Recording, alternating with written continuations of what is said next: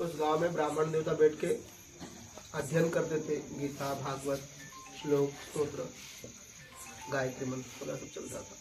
तो उस गांव में उड़ते उड़ते तोता आ गया, वो पंडित ने उसको पाल लिया।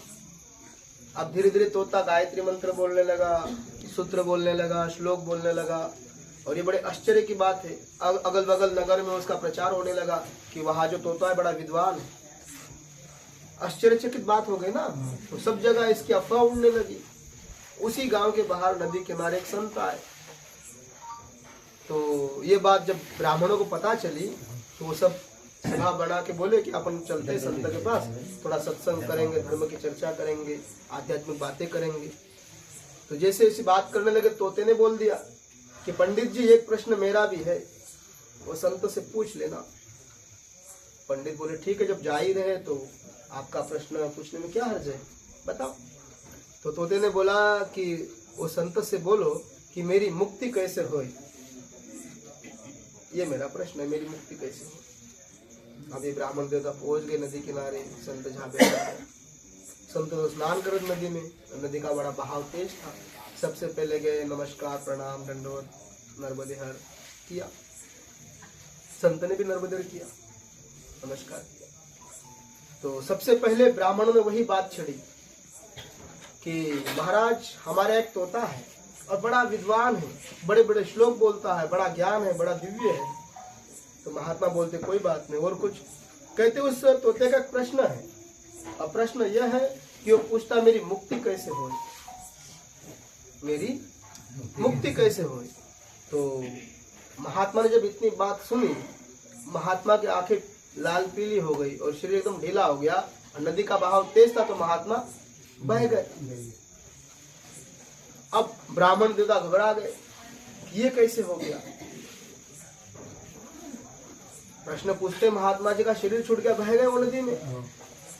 अब ब्राह्मण शंका में कि हम घर से निकले तो मुहूर्त सही नहीं था, या तो इस प्रश्न में खराबी थी। अब शंकाएं तो हजार आती है मन में, कुछ होता है तो घटना घटती है तो कुछ ना कुछ तो बोल ही देता है व्यक्ति। अब तो सब ब्राह्मण घबरा गए, परेशान, दुखी। वही शंका कि अरे कुछ ना कुछ हम लोगों ने मुहूर्त गलत देखा, सही मुहूर्त पे हम लोग आए नहीं, कोई बोलता इस प्रश्न में खोट है, अलग अलग सवाल उठने लगे।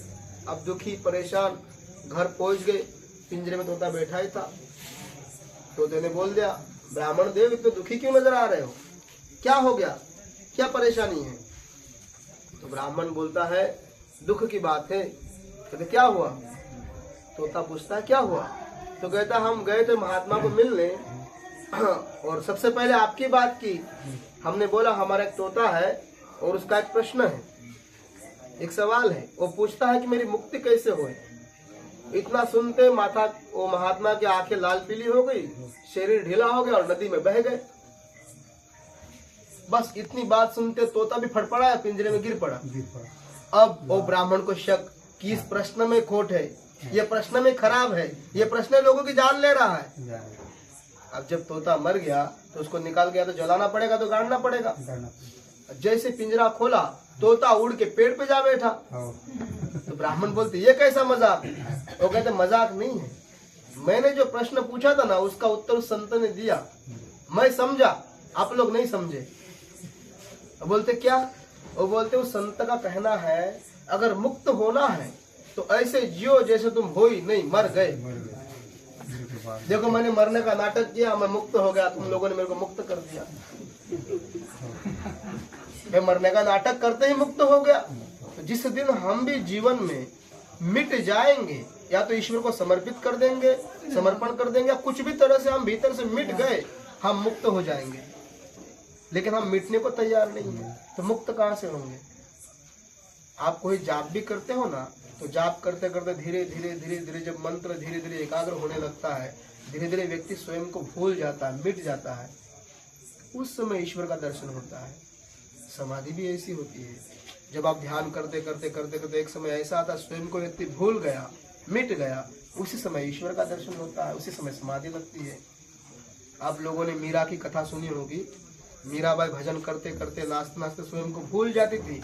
अब वो मीरा नहीं रही, अब वह कन्हैया नाच रहे। जब तक मीरा को होश है कि मैं मीरा हूँ, वह कन्हैया नहीं है।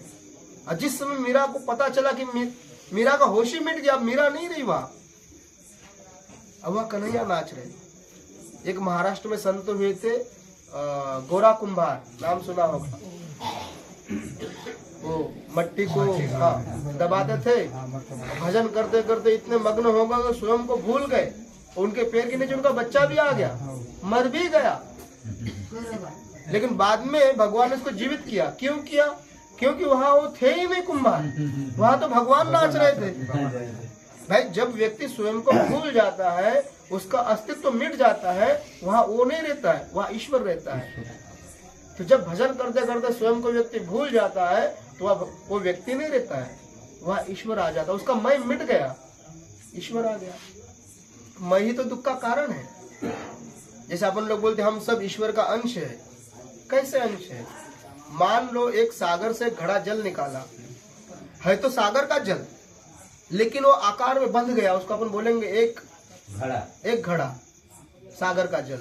लेकिन जैसे आकार टूट जाएगा, वो घड़ा टूट जाएगा, मैं का जो आकार है वो टूट जाएगा, अब वो सागर बन गया, ईश्वर बन गया। वो जो अपन बोलते हैं ना, एक सूत्र आता अहम ब्रह्मास्मि, वो कब लागू होता है? जब हमारा मैं टूट गया, मिट गया, तब वो सूत्र लागू होता है अहम ब्रह्मास्मि। जब तक मैं जिंदा है